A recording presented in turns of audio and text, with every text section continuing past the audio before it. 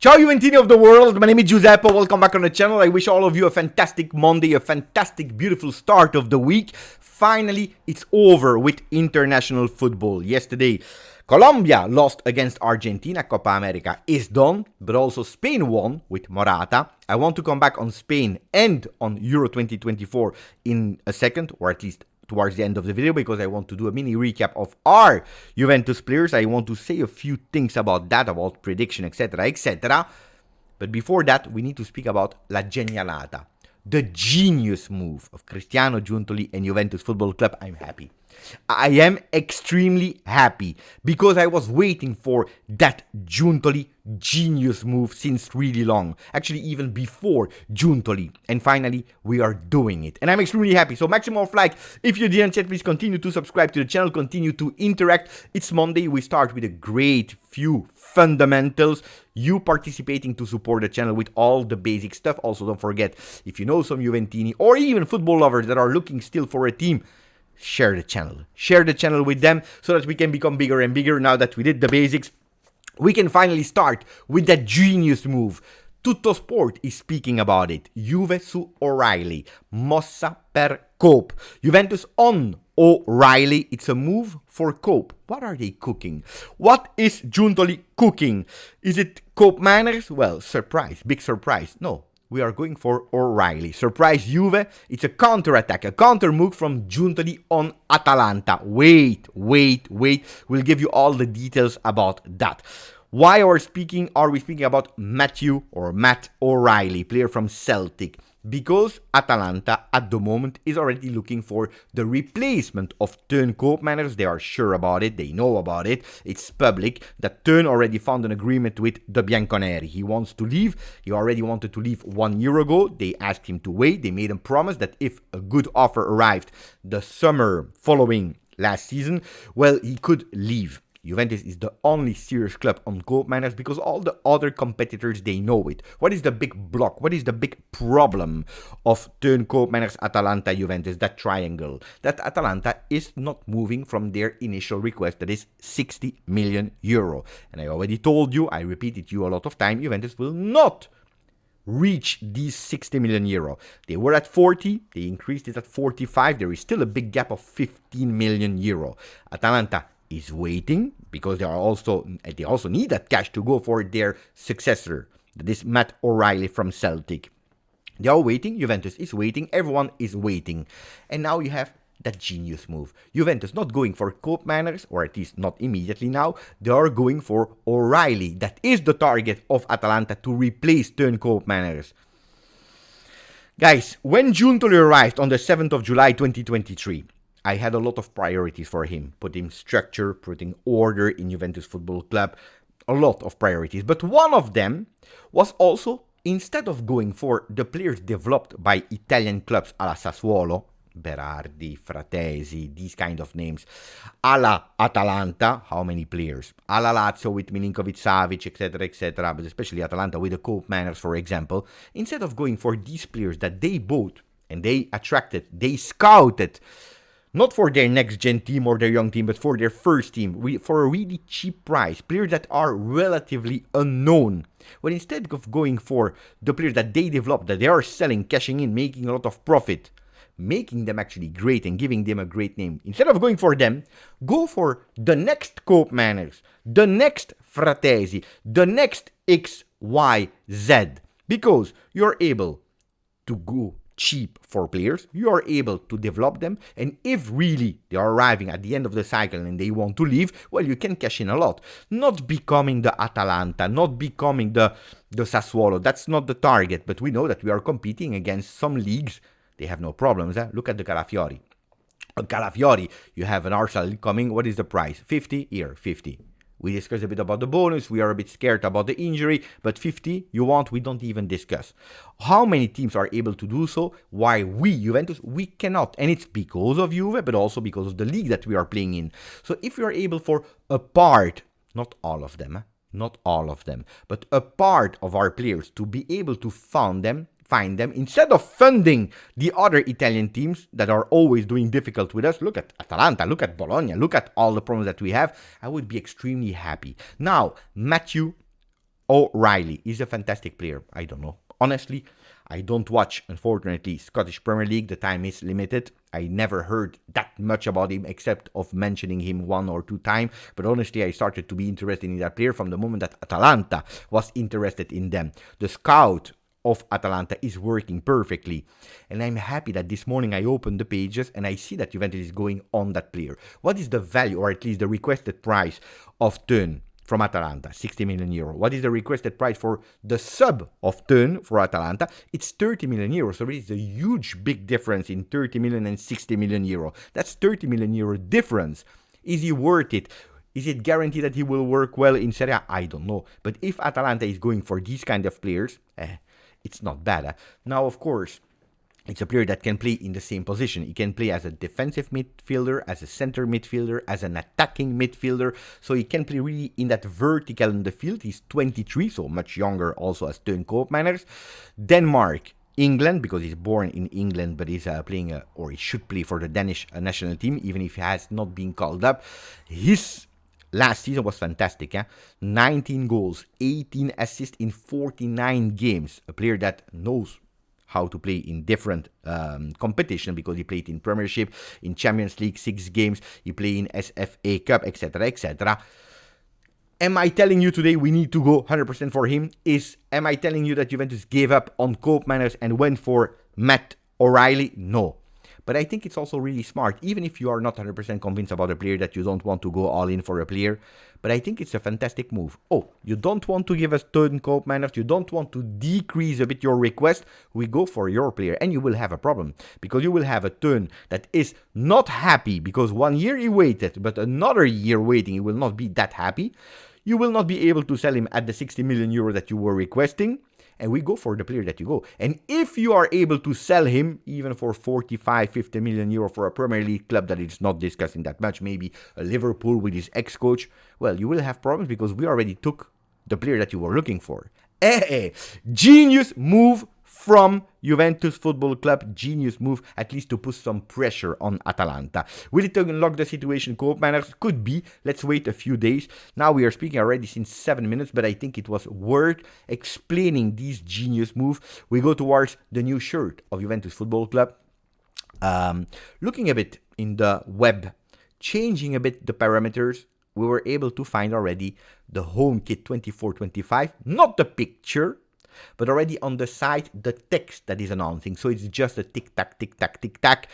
According to a lot of rumors, tomorrow we will see the first home shirt without sponsor that will be there on their site, and I can't wait to really finally see it. Not sure yet if I will wait or if I will sign. I will buy the shirt immediately, because the Mercato is that crazy, that open. The only certainty that we have now is that Kefren Thuram will take the number 19. So let's wait for the home. Yes, for the away and the third, I believe we will have to wait a bit more. What is on the schedule this week? Well, the training session that will continue at the Continassa. I know that I made the debrief, and we are all super excited about the new methodology, about the intensity, about the voice of Collinet. Calma, because it's great, of course, to see our players training, seeing that they are going full max, but also pay attention to the other ones. Just to tell you a few inside news for other clubs, Atalanta is actually increasing the training session to 3. We are doing 2. They are doing to 3. They start extremely early. Then in the hot peak warm hours, they are going in palestra to the gym, but it's obliged. It's not just like you can go to. No, it's planned. And then they continue with a late afternoon training session. So they go for 3. If we know that Antonio Conte, that is an expert of preseason, he went again to his beloved mountains, where it's a bit colder, to go full intensity, pay attention. It's not only Juventus that is increasing intensity, it's also the other clubs. Press conference of Thiago Motta this week as well. We don't know yet the day, but I can confirm you that it will be this week before going to Germany.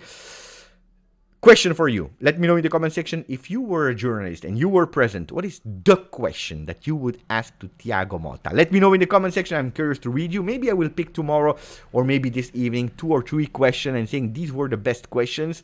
What else? A few players will join Juventus, like Szczesny, Vlahovic, Kostic, Fagioli, Gatti, Cambiaso, McKennie, Weah. They will arrive before the departure to Germany. When will that happen? I believe it's the 19th that we will go in Germany to actually start our second part of the training session, where we will end that Germany tour with on the 26th our first friendly. And I can't wait also to see that. And of course, this week, sales, sales, sales. If last week I told you that we would not probably have a lot of sales official or signings official, except of course of Kefren Turam, well, I told you that we will work a lot, and now we are going closer to really finding deals to sell our players. That is a priority. Will there be big announcements this week of departures? I can't promise you, but I can tell you that this is a priority of Giuntoli, because he wants also to make sure that Thiago Motta can focus on the players that he will have at disposal, and not only players that will be there with big question marks. Will we stay? Will we not stay? We know that two names that are really huge are Solé and Dean Huijsen, big question mark there, but there are also a Barbieri to Venezia, maybe even Hans Nicolussi to Venezia, so they are pushing also to these kind of sales, but especially the big names like Solé and Huijsen. Sales, so that we can continue, because at the moment, as we speak, we are actually anticipating all the other teams, Milan, Inter, Atalanta, Bologna, Roma, Lazio. If you see how Juventus started with their Mercato, and that was great, but now we need to continue to keep that advantage, that benefit, and it can only go if we continue to push on the sales. Speaking about the sales, well, I told you about Solé. You see the big page, the front page of Il Romanista, that is a page dedicated 100% to Roma, that are putting Dybala, Baldanzi, and in front of them Mattia Solé. They are really serious on the player Roma. The problem is, are they serious on the player? Yes, but how much can they put on the table?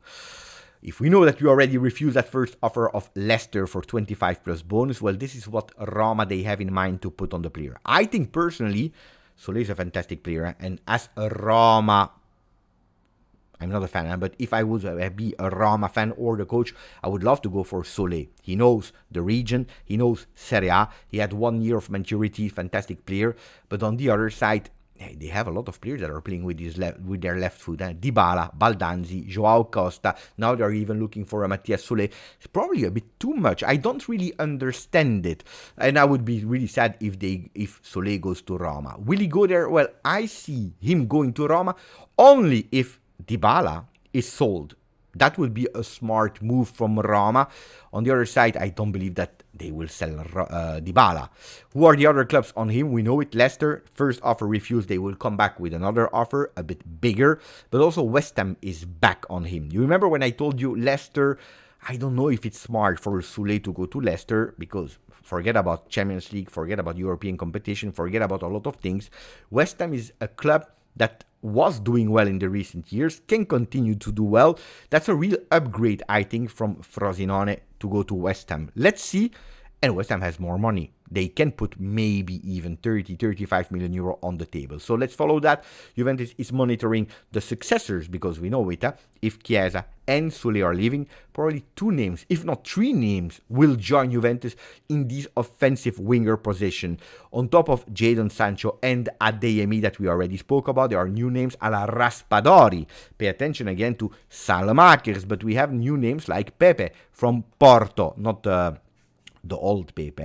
I'm speaking about the young one, the one of 27, or young, the relatively young, the mature 27 years old Pepe, but also Bakayoko is a new name in the list of Giuntoli, Belgian player from 21 that is playing at PSV Eindhoven. But again, we have so many names, because at the moment, honestly, we don't have the possibility to go for these players until we are solving the players Solé, Chiesa, which is a priority, and then we can think about that list and make it really a short list. A priority that I can tell you is really for Juventus is having a center back that can play next to Bremer. There is one name that has been identified. It's the name of Todibo, where Juventus will accelerate.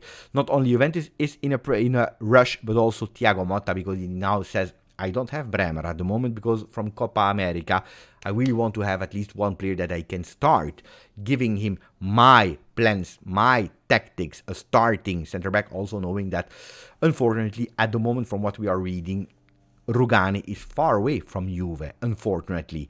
Who are the other possible names for the center backs? Well, we already know about Kivior, but there is also Lacroix and Langlais.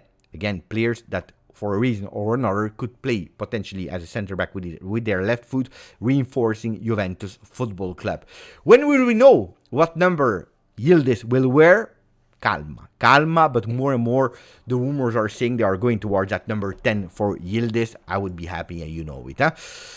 What are the other names? I already told you about Arthur. No, I already told you about Barbieri. I already told you about Nicolussi, but also Arthur, with some Premier League clubs interested in him. Bologna was interested in him, but after Calafiori's situation, Juventus said, go away, we don't want to speak with you.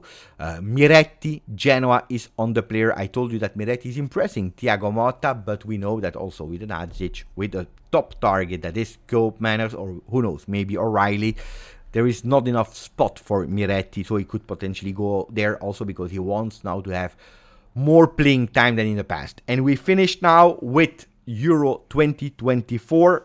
Not that much about Copa America. I watched the final. I watched 2-3 other games, but not that much. Just a bit of Brazil because I was curious about Douglas Luiz, etc., etc. What can we say? Congratulations to Spain. About predictions, I already told you since before the very first game of Euro 2024 that my predicted winner was Spain. Hey, no surprise. At the end, yesterday we saw that Spain won. I told you that the final would be Spain against England, and it was Spain against England. What did I think about the competition? I was super pumped up. The first group stages, we saw beautiful things. I was really pumped up, maybe because there were 3 games a day, maybe because we saw, from one boring game, we saw a beautiful game right after it. But then from the knockout stages, we saw a lot of huge big teams that qualified in a way, but that were absolutely not keeping their promises. Why? Is it because of tactical football? Is it because of fear? Is it because of players that are playing way too much games and they are tired? Hey, we know it, huh? They just finished yesterday, a lot of players, and already last week we already started. If not 2 weeks ago, we started with the new season for a lot of clubs.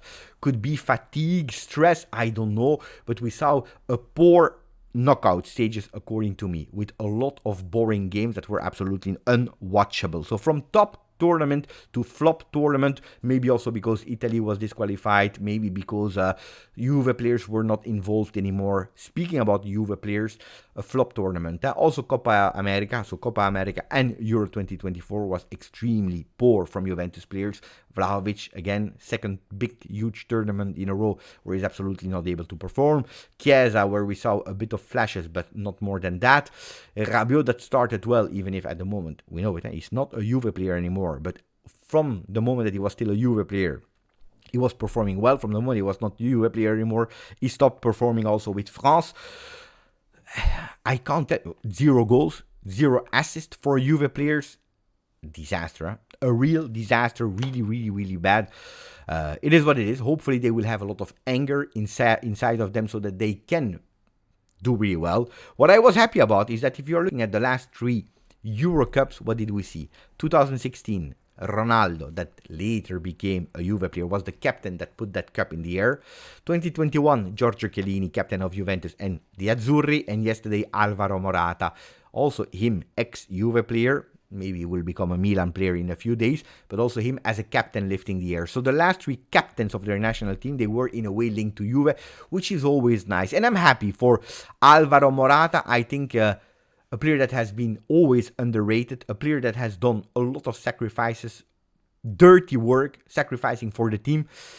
And underrated, criticized too much. We all remember these Instagram messages that were targeting him, the family.